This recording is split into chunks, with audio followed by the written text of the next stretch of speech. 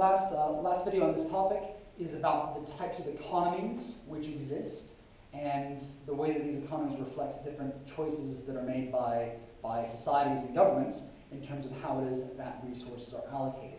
And so what we'll want to do is we'll want to define a couple of key definitions, things like a market economy, a planned or a command economy, and then a mixed economy.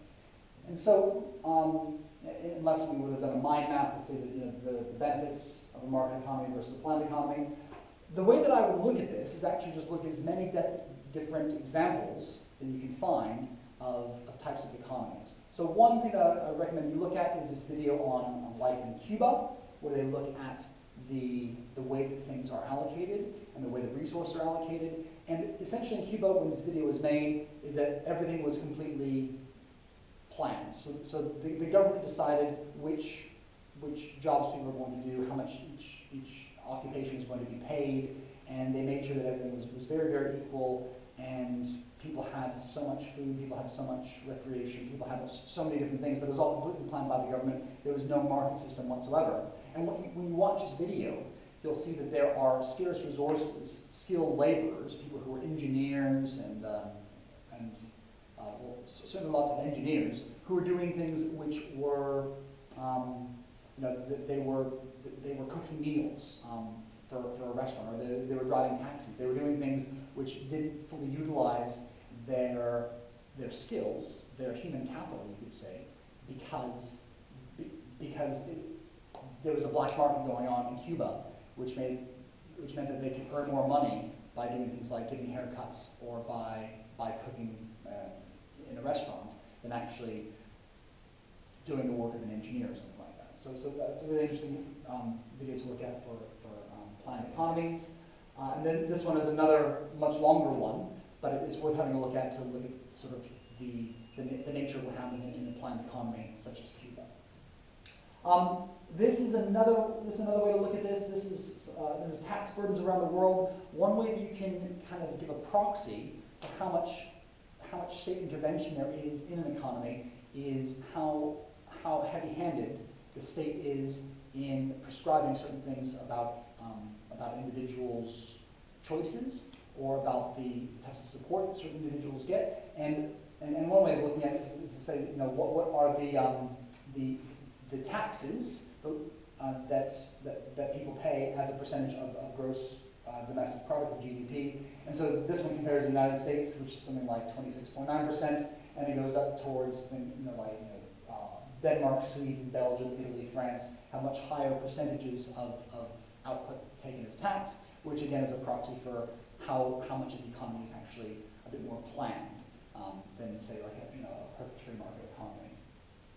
This is also interesting to look at. This is the same information really, but looking at it from the source of Wikipedia, which says that the countries with the highest tax percentage of GDP, Albania, Algeria, Norway, Finland, Denmark, Sweden, those countries which have a lot of state support. And then these sorts of countries here, like look at like UAE, Kuwait, Equatorial Guinea, Qatar, which have very, very low rates of tax compared to GDP, which again is a proxy for how much is the state actually providing resources in the market, and how much is it letting to the market to society instead.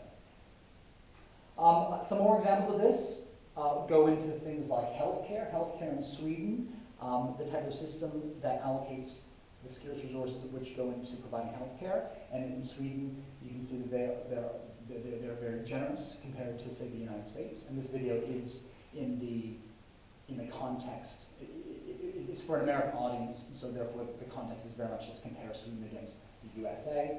Also, another good example is the idea of maternity. Is how much does the state get involved in putting regulations down for maternity pay and the amount of time that parents can take off.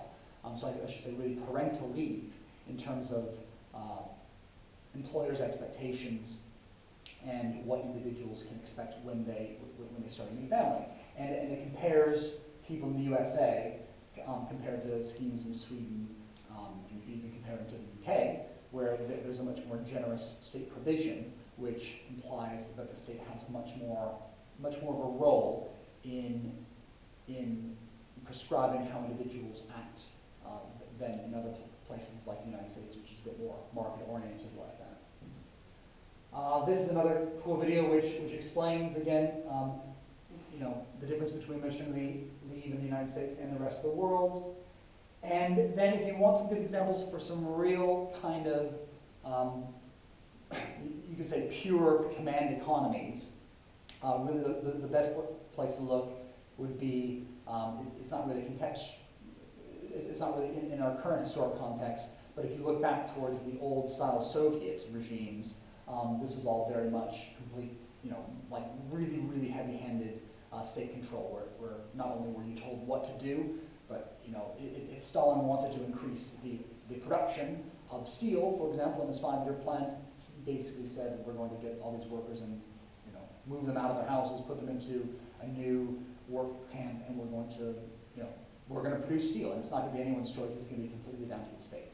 Now, the reason why we compare that against Cuba is that Cuba, at least until very recently, has been much more of that kind of that last bastion of old school, very much planned economic systems in the world, which I think, which really started with the Soviets, you could say, and a good example of which is still the types of plans that the Soviets had. So it's a good point now to sit down and make some notes on the following topics. I met with examples of things to do with the market economy. The market economy is an economy in which the market decides how resources are allocated, and then what will be the advantages and disadvantages of that, and then do the same thing for planned economy to say, what is a planned economy? That is an economic system in which resources are allocated by the decisions made by the state, by the decisions made by the government, in which the market has a smaller role to play. And it's good to then look at the benefits and drawbacks of each type, and why does each give information about how the governments solve the economic problem. To me, this comes back to that original idea of saying that the resources within the economy are scarce. We have to make decisions. So how do we then allocate these things? If Stalin's idea was to say we've got all these people who are living and doing subsistence farming, and I want to increase my steel production, then I'm not going to incentivize them. I'm just going to say you have to move from one place to the other, and we're going to do that. And you could say that it has really, really effective results in terms of increasing steel production, but maybe it takes away some people's liberties. Or if you wanted to say for a market economy, you say that by having a market economy, it means that people have the liberty to develop, say, their land in Newquay over Fistral Beach and sell luxury apartments to the highest bidder, which is really great, but maybe actually that's not a very equal way of distributing those resources. And so there are lots of different angles you can come up with for saying benefits of one, drawbacks for the other, and a very quick list that I think we put this together in lesson together actually, is to say that what are the relative advantages and disadvantages of market and planned economies, and I think some good ideas there, and some good ways of consolidating the ideas which are necessary to be able to describe how it is that economic systems allocate resources.